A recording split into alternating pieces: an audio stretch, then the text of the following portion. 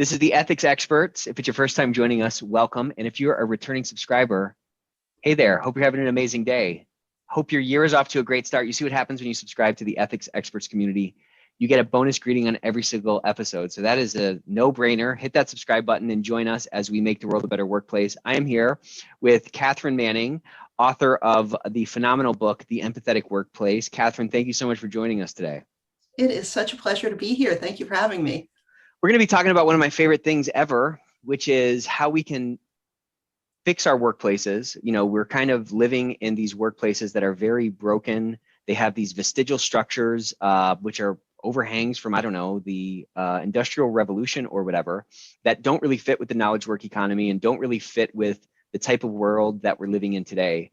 And I think your book really tactfully not only addresses this issue and articulates it, but also has some really good tools for leaders of all types, of small teams, of large organizations, whatever, to kind of weaponize this empathetic workplace and make it a place that people can really put their gifts to work. So super excited to dive in and kind of get some of your perspective on this. So let's start with this. What drove you to write this book? Yeah, so I started off in my career, honestly, in college, working with crime victims. That was my background. I started working on a hotline for domestic violence shelter when I was 18 years old. And that spurred me to go to law school. And out of law school, I was at a firm for a few years and then ended up at the Justice Department where I did victim rights for many years. And one of the things, I guess partly I had this opportunity at DOJ because of where I was in the executive office for U.S. attorneys, which supports all the U.S. attorneys' offices around the country. And what that meant is that I got exposed to every type of crime that the department prosecutes. So that meant I was working through how do we help victims of terrorism, fraud, human trafficking, any kind of crime. And one of the things that became clear to me was that there weren't different types of resources or skills that we needed to support victims of different types of crime. It was pretty similar, actually, what people went through if they were a victim of fraud or a victim of terrorism. Some of the same things that they needed. Everybody needed information. Everybody needed to be heard and felt, acknowledged for what they had gone through. So there were these touchstones that I was developing through these years of working with victims of all different types of crime. And then it became clear to me that those same types of skills and resources I was calling on with my coworkers. So if I had a coworker whose father was dying, or I remember one day another attorney came into my office and he was so angry because he had been in this huge meeting and his boss had belittled him in front of like 20 people. And he was so hurt and ashamed and angry. And he's just pacing back and forth in front of my desk. And I realized I was talking to him the way that I would have talked to a domestic violence victim on the hotline 20 years earlier.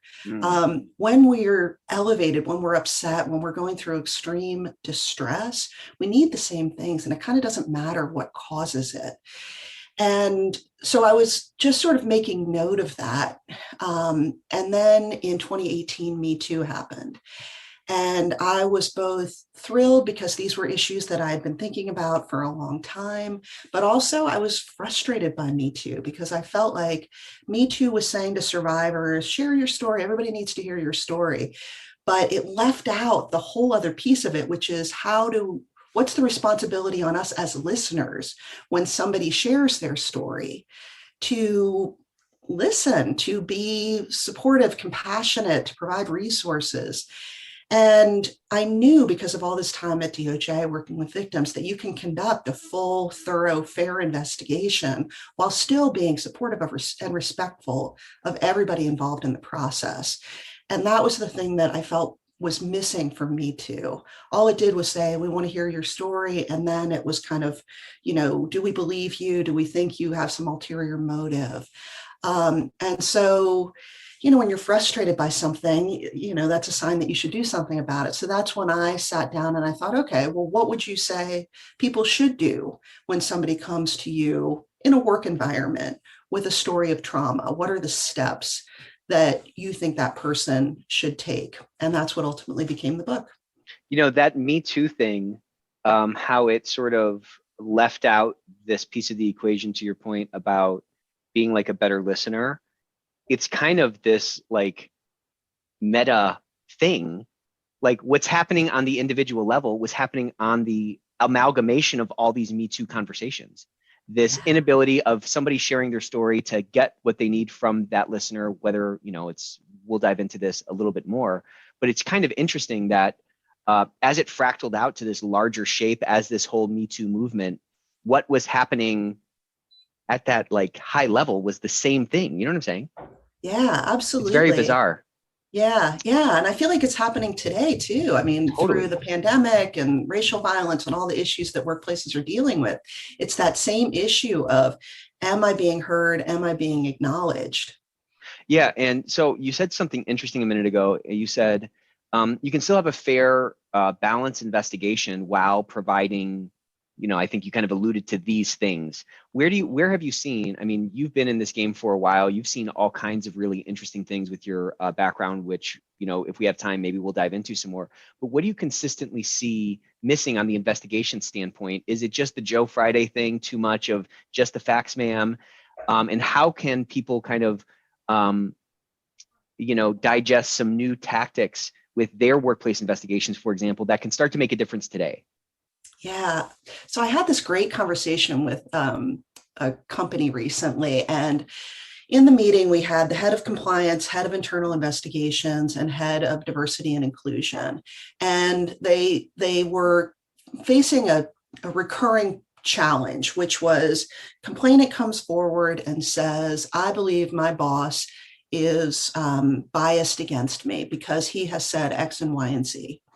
Now, the way that that gets handled in the organization is a very legal response. It goes to the investigators, they conduct the investigation. There's very little contact back to the complainant. It's you take the statement, you take the statement from others, and then at the very end of that process, they go back to the complainant, and most of the time the answer is, we were not able to prove that there was a biased intent. And so this investigation is closed. And the challenge is that feels lousy to the complainant. Totally. They feel like the response they got was, you were wrong. You were wrong about this. And that's it. That's the end of the road. Now, one of the things that I know from my work with crime victims for a really long time is that there are really parallel tracks. So if you've got some sort of traumatic event, and it can be this, a crime or something else, there's the, how do we deal with that event? But then separately, there's the healing path for the person who went through that. So you have your legal path, which, in a criminal justice context means the criminal investigation, and that will go whatever way it goes. And that is subject to the criminal justice system itself. Separately, this victim has to figure out how to come to terms with what happened to them. And that, is going to run alongside the criminal investigation for a while, but those are going to be separate paths. And it's important that the victim understand that they can't look to the criminal investigation to get the healing that they need. Similarly, if you're talking about an investigation of bias, that person has something that they've experienced. Now, the company has to decide, is it against company policy? Is there some action according to our handbook that we should be taking here? But they still have this employee who's dealt with something that is challenging for them, that's affecting their ability to show up at work, to be productive, to feel included in that workplace, right? So that's a second path. In a company, you've got a third path as well, which is culturally, what are we doing about this? So maybe we say this is not actionable. We don't have enough to prove that this has been a violation of our company policies, but it's important that we understand that this kind of conversation is happening, that these sorts of terms are being used, and what does that mean for our organization's culture, and what steps do we want to take for that? Yeah. That third leg on the stool is such a critical one because, there's so much in what you just said. I guess let me start with this question. Why do organizations lean so heavily on essentially this legal approach to it, ignoring the healing path, ignoring the cultural piece? What's at the root of that, do you think? You know, I mean, probably you have some good thoughts on this as well. It seems to me that one, I mean, I hate saying this as a lawyer, right? I am a lawyer, but sometimes the lawyers, we put too much of a legal spin on it, and we kind of suck up all the air in the room. Mm-hmm. And so it becomes this, like, everybody else stop talking while I conduct my investigation. I don't want you to come in and mess things up. I need to make sure that I have, a very clean record. And so I don't want anything else kind of coming into this. And I think there are good reasons for that, but it can also be very, very short-sighted, because if you're an organization, that investigation is one piece of a much larger picture of who that organization is and who the people are within it. Yeah, that's a great point. It's kind of like that mentality that if you get into like a fender bender, you shouldn't say I'm sorry, because that's like admitting guilt. If they're bringing that same thing to something that could be very traumatic for an individual, where I understand that there's that legal liability thing that needs to be protected, and you need to get the facts for sure to see, how are we going to handle this from a strategic standpoint. But again, the worst thing you can have is a too high of a bar to sort of acknowledge whether something is valid or not, and then you have this confluence of a bunch of a bouquet of people who have felt like they've been discriminated against or felt like they've been harassed, but haven't met the standard for it to be acknowledged. Like, what are the cultural implications of that? That can be a cancer in an organization, for people to feel like, well, we have these words on the wall, we have these, we have this mission page or this values page, and yet this sure felt like X, Y, and Z, yet no one will acknowledge it. And no wonder these workplaces, no wonder so many of our workplaces kind of reinforce this dynamic of like us against them, or the haves versus the have-nots, or management versus the frontline workers and stuff like that. Like, it's so insidious, it's so damaging to the environment that we spend so much of our time in every single day, and it has such massive ramifications across our entire economy. Yeah, 100%. And I think the issue is this. Is it an apology or an acknowledgement? Like, lawyers get very nervous about those totally. Statements that take responsibility. And I think we do have to be thoughtful about how we do it. I mean, if you are at the beginning of an investigation, or say you're a manager and somebody comes to you and says, Bob has been sexually harassing me for the last 6 months, and, you don't know what has happened. And you start off with like, oh my God, what a jerk. I can't believe he did that to you. And obviously he's going to pay for that. Well, you can't say that with any sincerity, because you have no idea. Maybe Bob has been out of the country for 6 months and like not in contact with anybody. Right. So that would be overstepping your bounds. And that's, one, of course, not fair to Bob and to the company, but it's also not fair to the person who came to you, because you are overpromising, on something that you can't deliver on. You then are going to have to walk it back and say, listen, the investigation didn't bear out the allegations you made. And that just sounds wishy-washy and, kind of gross. So instead, start with like, thanks so much for letting me know about everything that you're going through. It's really, really important that we hear about these things. Our company takes these issues very seriously. That is a phenomenal acknowledgement that doesn't take responsibility for something before you've really conducted an investigation at all. Yeah. It's not overcommitting, but it's also something beyond the really kind of the low intelligence, just not say anything. Right. You know what I'm saying? Like, to your point, there's a way to navigate it in an unarguable way that feeds into the, we want these things reported as leaders, of course. Also, we know, if we're have any level of smarts, that sometimes things are baseless, right? I mean, you have to navigate through that, and you don't know, to your point, until you get those facts. That acknowledgement you just gave, why is that not in every manager's book? Like, that's very simple, right? Yeah, I don't know. And I mean, I do think that it's sort of a lack of training. And again, this knee-jerk legal response of like, just don't say anything, which, as you were saying, in some ways it becomes, it just perpetuates this really toxic environment where people feel like, these are just statements on a wall, and you don't actually care about me at all. Yeah, and it's an absolute kind of I would say pandemic back in the day, but I will say epidemic at this point Right. because that word is so killed. But I mean, it's such an epidemic across our entire workforce.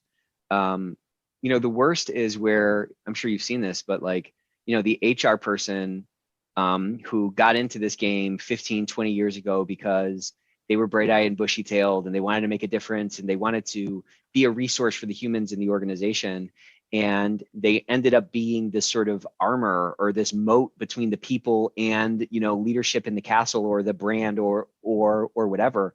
And I've talked to some of these folks and you can see the sort of, they've been kind of chewed up and spit out by this machine. And I don't know if it's just the litigious nature of our, the American way of life, or just the phase that we're in and the sort of progression of our, quasi-capitalistic society, or what it's actually rooted in. But it's very damaging. And, you spent a lot of time talking about trauma, and I want to dive into that. But what I've realized, and I didn't recognize until we came into the company, the company my brother and I came into right now, that people are really walking around with a lot of like baggage and a lot of this like workplace trauma.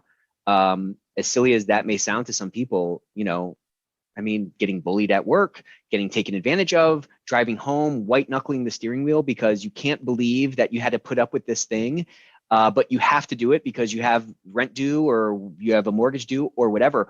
All those conflicts that like attack the id or attack the ego or whatever of us are very, very damaging, and they build on each other and they can like sort of lacquer different layers. And, I think, our job as leaders is to create the most ethical thing we can do is create the right workplace for folks. And that is a human forward thing. And what's interesting, I'm rambling a little bit here. I'm kind of on my soapbox again here, but the interesting thing is that putting that people over profits thing is actually the most profit forward thing you can do, because you get a lot of these positive externalities that you can't force. It's like that paradox. There's thousands of paradoxes in life, and that's absolutely one of them. Why is it so hard for people to digest what you're talking about? I'm still baffled by it. Yeah, just getting back to the idea of trauma, and let me be clear, like I'm not a psychologist, I'm not a doctor. When I use the word trauma, what I mean is a psychological injury that affects your performance. So it can be caused by bullying, harassment, the issues in the workplace, as well as issues out of the workplace, intimate partner violence and accidents, addiction, all of those things that people are dealing with can be causing trauma. I like to say trauma is not a jacket that you can just take off when it's time to get to work. Like you carry it with you. It comes with you up the elevator and into your office with you. And it affects the way that you interact with people. It affects your productivity. It affects your engagement at work. And so it has a real cost on the bottom line of the organization. But there are some challenges to addressing trauma in the workplace.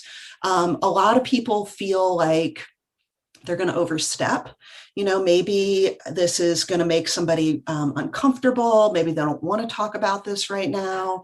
A lot of people feel like maybe they don't know how to bring it up. How do I talk to this person about this? There's also, some pretty compelling research on the power of the contagion of feelings. So like if somebody is really upset and I go talk to them, I get a little upset too. Like it affects me. So if, I remember there was a time I walked by this woman's office, and I hate to create this impression. I had never met her before. At DOJ, we had a lot of contractors who kind of came through and, they cycled through pretty quickly. And I had never met this woman. And I walked by her office and she's sitting there crying. And I thought, like, do I go in? Like, I literally had to look at her name badge on the outside of the office door. I didn't even know her name, and I walked by the first time, and then I walked by again. She's still crying. I was like, I got to go in.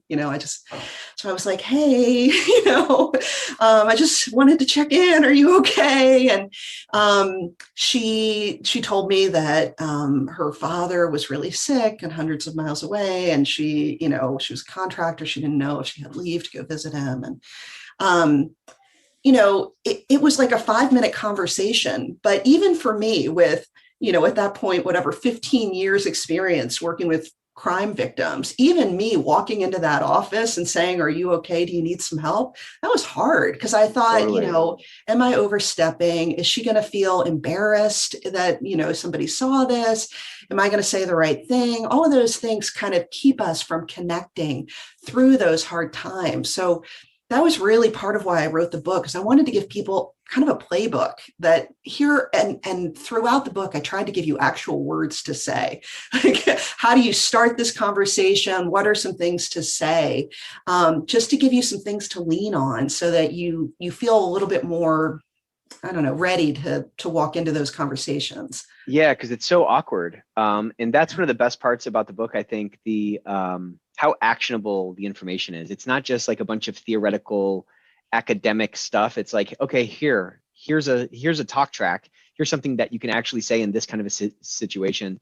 And I think as folks read through it, they can start to see sort of a common thread or like a common ethos through those different talk tracks that you provide that make them like, you don't have to memorize the script. You can kind of get the like energy imprint or like the feeling of it. And now you can kind of sing that song a little bit easier. You have this really cool framework, the laser framework. So I'd love to walk through that. And I'd love to circle back to the first one at least and talk about listening, because I think when somebody shares something with me, my natural tendencies are probably not that constructive. I'm like an at least guy. Well, at least you got your health or something. Like, it's very annoying, I'm sure. So let's walk through the framework and then you can coach me on becoming a better listener, maybe. Yeah, sure. So step one is listen. And so in the book, there's a lot on active listening. And what I say about active listening is that it's not just staying quiet, it's creating the circumstances where somebody feels comfortable sharing. So listening, the next is acknowledging, and that's just a quick, "Thanks for sharing that. I'm so sorry for everything you're going through." It's a statement that shows that you heard them. Step three is share information. That's something I saw a lot with crime victims, is when we are going through a hard time, it's a loss of control, right? So the pandemic is a huge loss of control. Our lives are turned upside down. It's not our fault. One way to help people get control back is sharing information with them. So sharing facts about the case or process, just giving them some information can help people feel more in control. Then the fourth step is empower, and that's give them some resources to help them kind of go on their journey on their own. We talked a little bit about the healing journey. This is also about boundary setting, not taking over, not saying like, "Oh, I know exactly what you need to do, and I'm going to set up all these appointments for you." You just got to figure out what would be helpful to them, do your best to give them those resources, and then leave them be, let them take those steps on their own. And then the last step is return, which is kind of twofold. It's return literally to the person and check in. How are you doing? Do you need anything else? But it's also a return to yourself. And this is the self-care piece, recognizing that when we support others, it takes a toll on us too. And we have to manage our own response. I love the framework. It's so, again, it's very actionable. This is a very practical book, and it speaks to why you have so many freaking amazing reviews. And it should be for everyone to pick up. Anybody, I think, who's in HR, anybody who's in ethics and compliance, anybody who does any kind of workplace investigations, you will immediately, even if you're already kind of, I think, on this road, I think you're going to accelerate down the road faster, just pulling from some of the knowledge and experience that you share in it.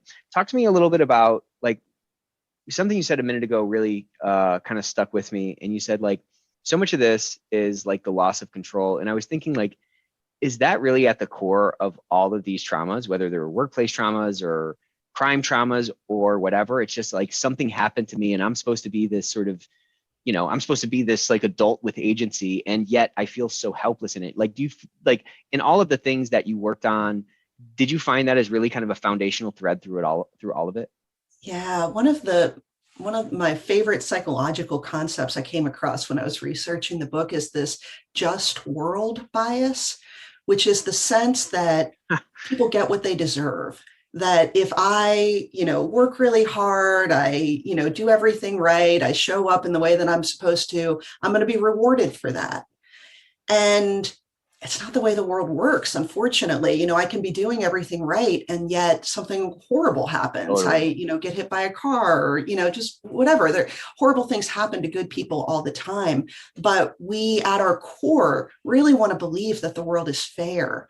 And so we really struggle with this sense of, but I did everything I was supposed to. Hmm. It's not fair. This should not have happened to me. And people can get really stuck there. So that's one of the things that I include in the section on victim blame, and why it's so important when we're talking to people that we kind of get over that, even in ourselves. Like, we don't have control Totally. as much as we want it. And sometimes horrible things happen, and it's not the fault of the person who did this bad thing happen to. It's just sometimes bad things happen. Isn't that interesting, that that fairness thing?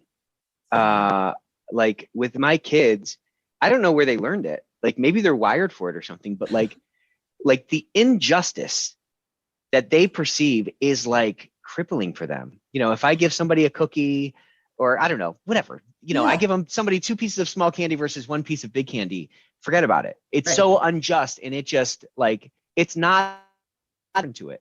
Do you think that like we're just wired for it?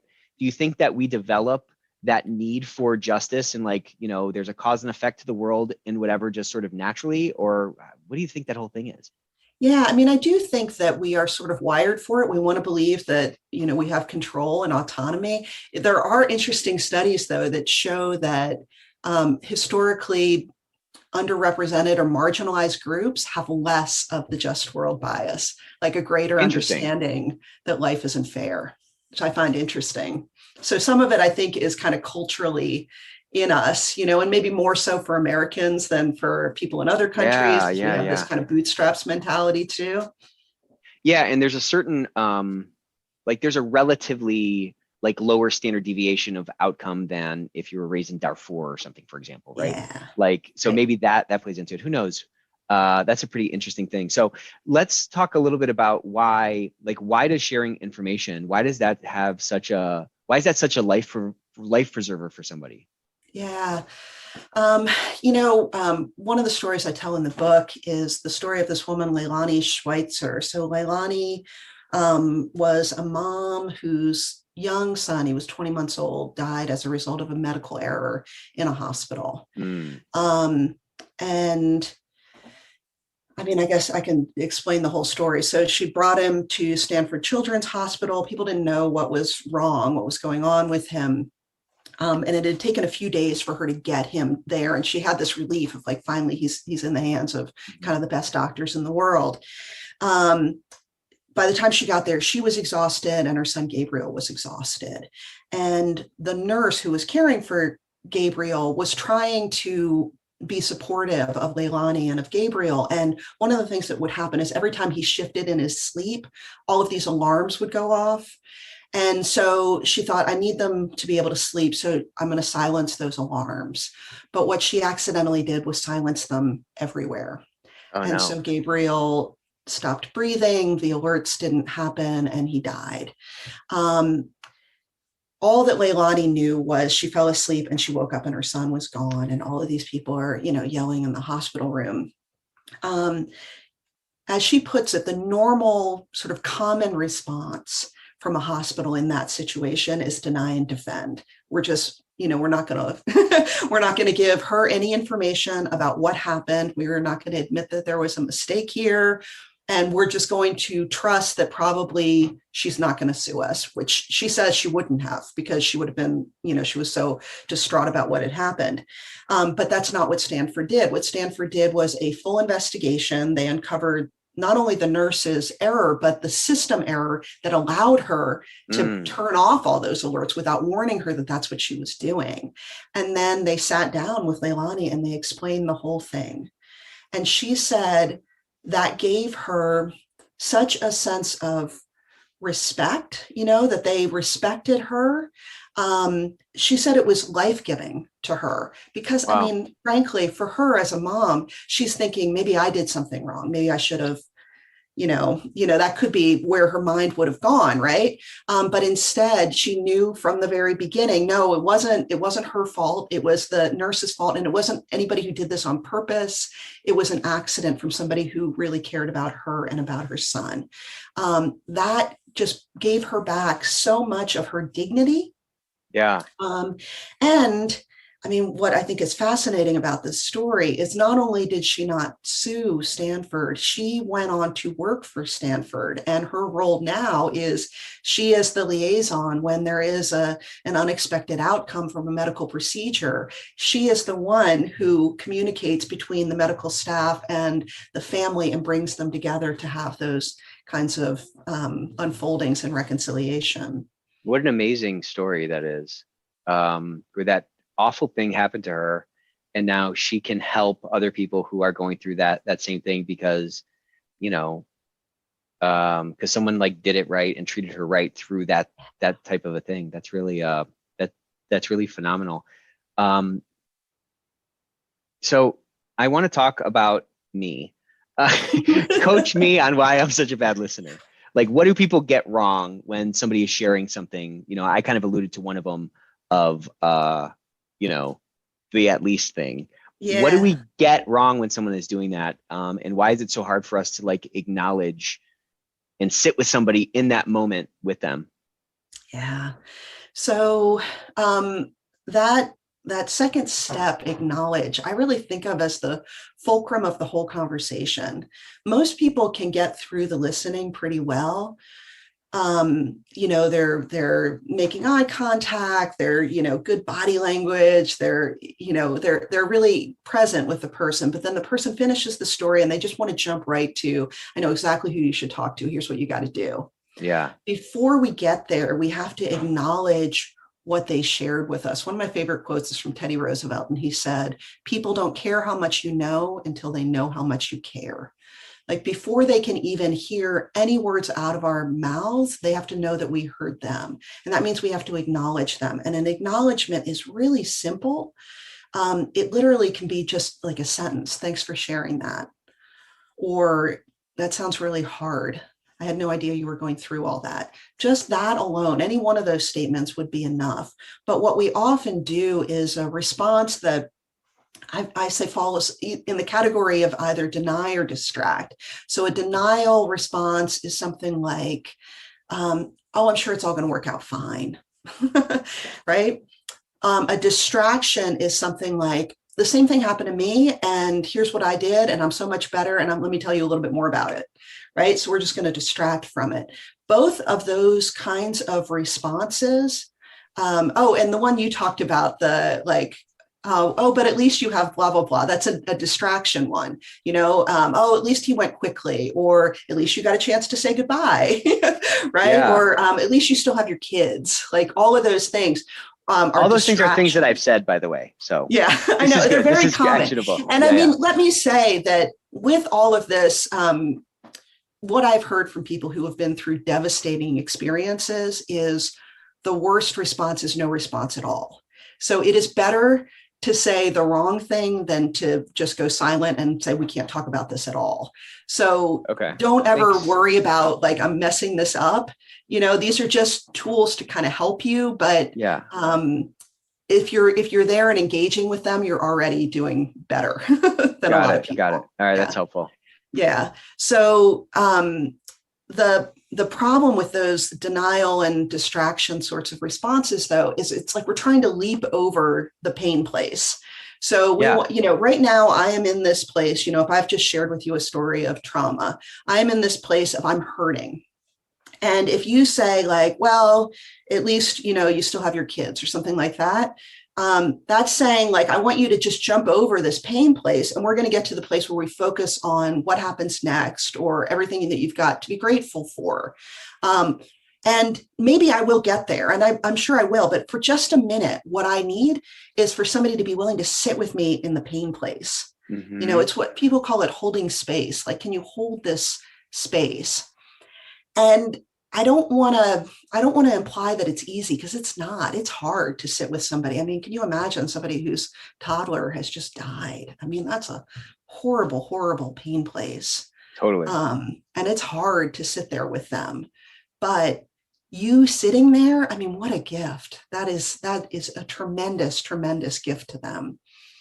And what do you think it is that makes people want to hop over that and avoid holding space? Would you call it holding space? Like Yeah. what, I mean, is it a selfishness? Is it a fear of like inadequacy? Is it just the desire to just fix or something? Like, what do you think it's rooted in? It might be a few things, but what do you find it's kind of rooted in?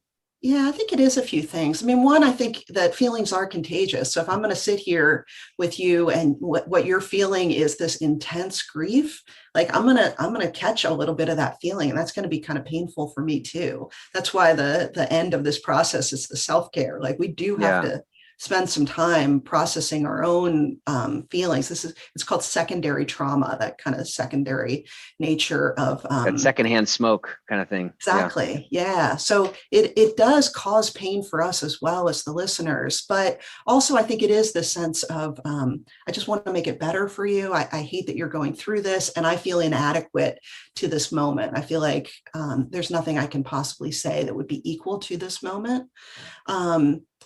And, if you care about somebody, you want them to be happy. You don't want them to be feeling pain. So you really do. There's this desire to make it better. But ironically, it's that desire is what is getting in the way. What they need is to sit in that pain for a while. And you sitting there with them, even if you don't have anything brilliant to say, is the thing that's going to help them the most. Yeah, that's, a silence is fine. It doesn't all have to, and you can't fix everything right away. Speaking to myself now. So talk to me about, when you are rolling this out to folks, of these next two, sort of share and empower, where do you think people slip most, and where do you think like the biggest impact can be had on those two buckets, Yeah. So, one of the things, sometimes like I've sort of become known as like the empathy at work person. And so occasionally I will have conversations with people where they'll say, I'm not very good at this stuff, and I'm not very empathetic, and they feel a little embarrassed about it. And I feel like it is actually easier to work with people to help them develop the skills to be more empathetic than it is to help the fixers rein themselves in on that empower phase. That boundary setting. There are people out there who are, they're really, really good at helping others. And it's very much a part of their identity that they are, they're really, showing up for people. And I have a great Rolodex, and I've read a lot, and I know exactly how to fix your problem. And that is a big part of their identity. It's kind of their ego. And it is really, really hard to interrupt that sometimes. So I spend a lot of time talking about boundary setting. Yeah. And how does that conversation usually go with one of these fixer types? Or what have you learned to help like accelerate the reining in of that tendency that these people have developed?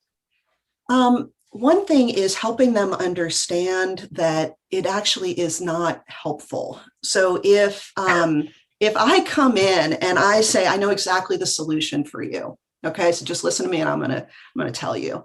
Number one, I'm probably wrong on what the solution is, because I don't know as much about your situation as you do. So whatever solution I come up with is never going to be as good as the one that you do with your full 360 view of your life. So my solution is never going to be as good as yours. Number two, if you don't follow my advice because you came up with something better on your own, you now feel uncomfortable with me. Because you have to admit, no, I didn't follow up on that referral you gave me, or take your advice, or whatever it is. Right. You now it's dumping feel a little. You're kind of dumping on folks. Yeah.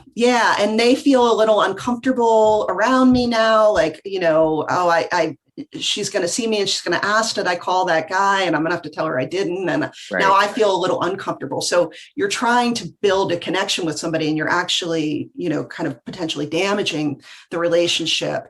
And then finally, and I think most importantly, is they are going to have to continue this journey without you. Like they have to learn how to take these steps on their own. And if I take that away from them, it's like, if I'm, constantly tying my kid's shoes, he's never going to learn how to tie his shoes. Like they have to figure this out for themselves. And by me kind of jumping in and wanting to be the hero all the time, I'm actually taking away some of their power. Yeah, you're kind of being like this, you're like jamming a crutch in their hand. You know what I'm saying? Yeah. That is interesting. So the response to your book has been phenomenal. I mean, were you blown away by it?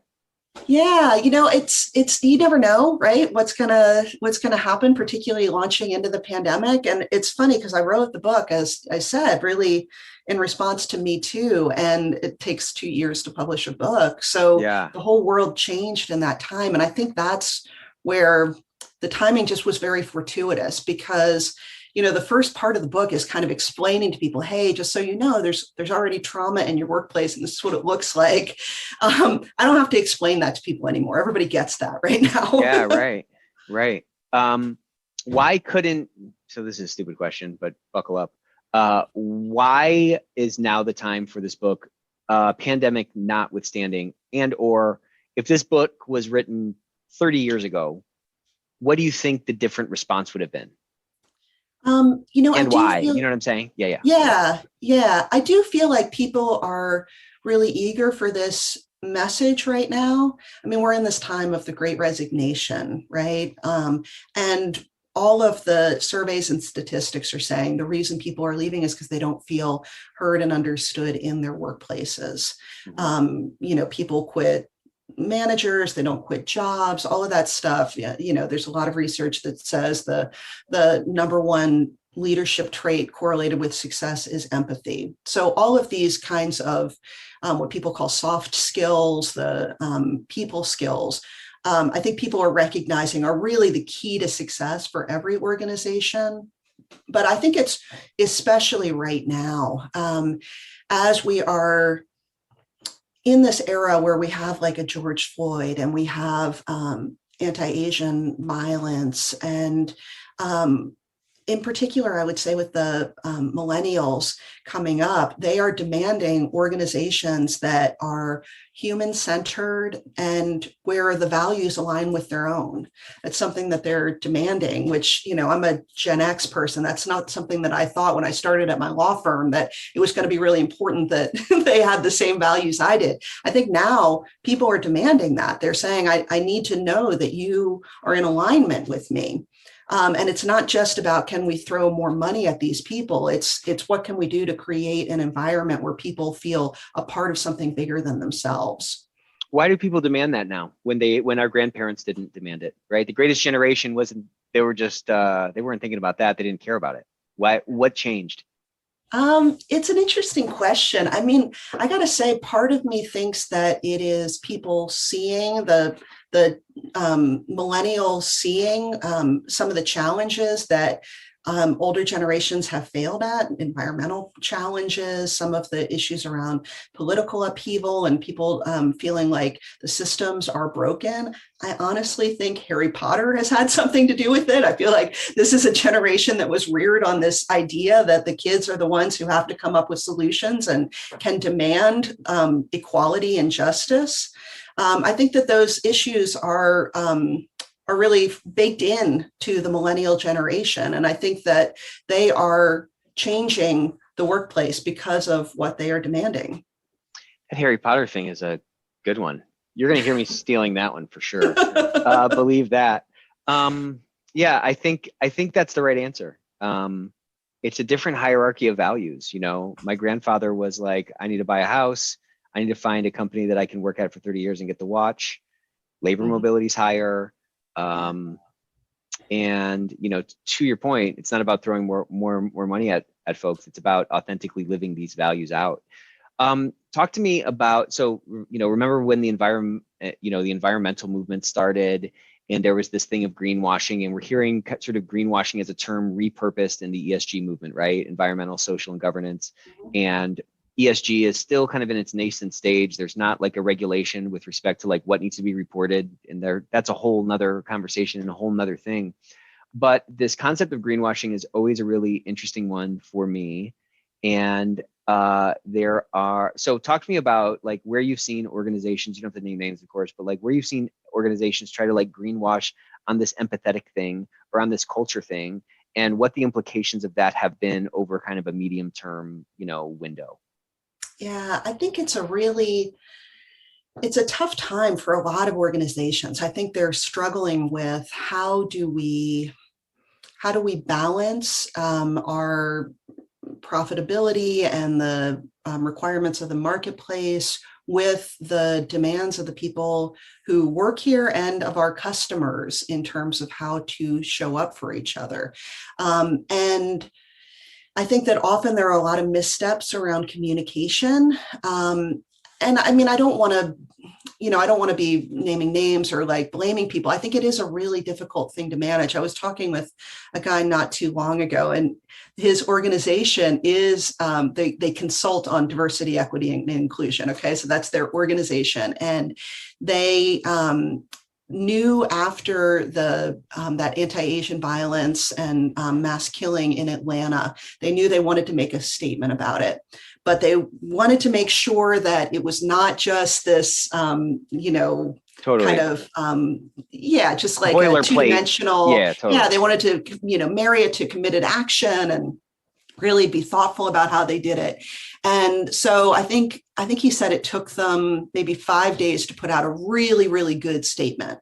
And they did. And he said almost immediately he heard from one of the employees who said, I mean, that was a great statement, but for 5 days, I didn't know if you cared about violence against people who look like me or not. Wow. And so it's hard. You have to Totally. figure out how to speak with sincerity and authenticity, acknowledge, marry it to action, but also do it very, very quickly. So I think it's a really tough position that organizations and their comms folks are in right now. I do think, though, that if the leadership is authentically on board with these issues, and not just like the one person, but really it is filtering down to everybody, that these are our corporate values and we live them in all of our actions. I think that, shorter missteps or whatever can be overcome as long as people see that overall as an organization, we are living our values. Yeah, I think people have a lot of grace for authenticity. Yeah. You know what I'm saying? Right. Yeah. So it's always hard to navigate. In retrospect, you learn a lot. So how did you get into this game? Like, have you always been this way? Have you always been kind of wired this way? And is this the natural way you would have bloomed, or what? Because I mean, it seems like you're kind of doing the right thing.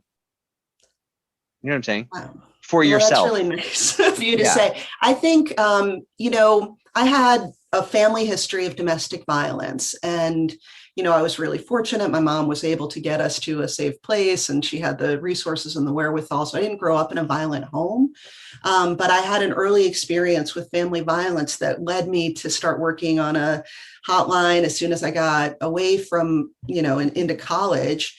And then it kind of spun from there, because once you start down that path, you start being surrounded by people who are phenomenal listeners and, social workers, people who have that kind of background, as well as by people who have been through really challenging life circumstances themselves. Mm-hmm. And that's one of the things that, I mean, again and again, I'll hear from people like, oh, how can you do this work? And, working with victimization and that kind of thing, doesn't it burn you out?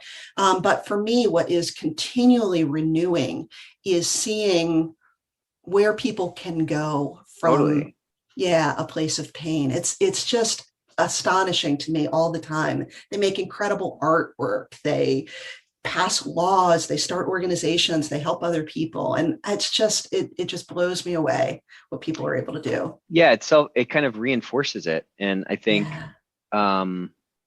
it's kind of interesting, right? Like that deny or distract, call that a tendency or something that maybe we all have, is kind of at the root of somebody making that kind of a comment about, well, how can you sit in this all the time? Because they Yeah. can't imagine sitting in it because they haven't been able probably to see past, well, someone's going to get out of that thing. And as a result, they're going to do a lot of other good in the world. It's kind of an interesting cycle that you can be a part of, given the path that you've taken.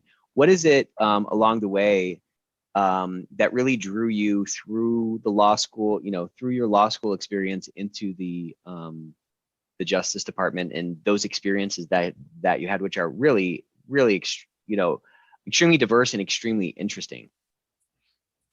What is it that drew me?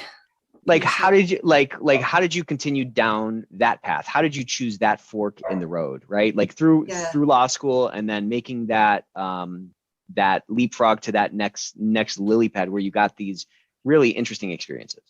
Yeah, I mean, so I went to law school thinking I'm going to be a sex crimes prosecutor. That was my plan. I thought, I'd been doing all this work with nonprofits around violence against women, and I thought this would be perfect. It's like being a victim advocate, but with more power. Totally. And then I spent my first year summer in law school working at a DA's office and realized I don't like putting people in jail. And that's pretty central to the mission of a prosecutor. So so then I spent the following summer, I split and I did restraining orders for, victims of domestic violence for part, and part I worked at a law firm. And what I found was, for me personally, that frontlines work, working directly with the victims, it was too much. I couldn't do it. Certainly not at that point in my life. In my 20s, I was flattened at the end of the day. Yeah. And so I ended up going to a firm. I was at Pillsbury for about 4 years. And I'm so grateful for that time, because I feel like Pillsbury really taught me how to write, how to articulate myself, how to be a lawyer. But I knew that path was not the right one for me. So I felt very lucky that I got into the Justice Department when I did. I managed to get there right as this new law was passed, this new victims' rights law. And that gave me so many opportunities that I would not have had. But what was particularly appealing to me about that role is I was able to make a difference on a national level, but without being on the front lines. Yeah. What a cool leverage point to be able to, I don't know. It's just, it's so funny. I talk about this all the time, but like along the way, you do something, you're like, oh, this was a dead end, or this was a misstep, or boy, that sure didn't work out. And then you look in the rear view mirror and you're like, all that stuff made sense. It all made sense to push me to this point where, all these gifts could kind of come together in the most meaningful way and have the biggest impact. It's pretty cool. Yeah. And I definitely went through a time period where I thought, like, I don't really know what I should do. Like, I couldn't see that through line. And I had this epiphany moment. I was on an airplane and I was watching the movie Spotlight. Have you ever seen that before? Spotlight is that movie about the Boston Globe where they uncovered the Yes. Catholic Church. Yeah. Uh-huh. So I was on an airplane and I just started crying, right? I'm watching this movie, and it wasn't the fact of the abuse, because I knew all of that stuff. But what really got me was there was this one scene where they showed a desk drawer in the diocese in Boston, and it was filled with all these letters. And there were letters from parents like, please do something about Father so-and-so. Like, all 4 of my sons have been abused by Father so-and-so. And it was just sitting in a desk drawer. And wow. Had been there for decades. They went back decades. And that was what really got me. And that was my aha moment, that what I see as my mission in life is helping organizations figure out how to better navigate trauma and distress among the communities they serve, their employees, their customers. How do we help these institutions do better in these really hard moments? And, I just believe that we can make the world a better place by making our workplaces better places, because we spend so much time here, and Absolutely. It's such a bizarre world we step into in many cases every single day, where you put on this carapace, or you put on this inauthentic version of yourself, and you're subject to schoolyard things, and you're in these little fiefdoms, and there's all this trauma going on, and you're supposed to sweep it away because that business is business. And then you take it home and you need to leave it in your car. I mean, it's just a very bizarre kind of cycle that if we can break it, you could be in a large organization. Maybe you by yourself aren't going to change the whole world, but you can change your little corner of the world, or you can change your little 20-person team or your 10-person team or the project that you're working on. You can start to make those little differences. And I think they can have a real cascading effect when people have the courage to try new tactics like this laser approach, like actually listening, like here's a novel idea, treating people like an actual human being for once, and figuring out that a lot of the stuff that we're talking about are really skills that we can build. And there are techniques that are out there that we can begin employing today. This is not like you have to learn how to, ski a black diamond hill. These are just employing things that we're already wired with. You know what I'm saying? Yeah, absolutely. And I think especially right now when Totally. so many of us are remote, we're not seeing a lot of people. Right. For a lot of people, they live alone in their own apartment. The only interaction they're having is with their coworkers. So it's so important that we show up for each other. Well, Katharine, thank you so much for joining us today. I love your book. I love your work. I love the impact that you're having in the world. Reach out to Katharine on LinkedIn. She has a ton of great talks on YouTube, and absolutely pick up the book, The Empathetic Workplace. Until next time, thanks so much.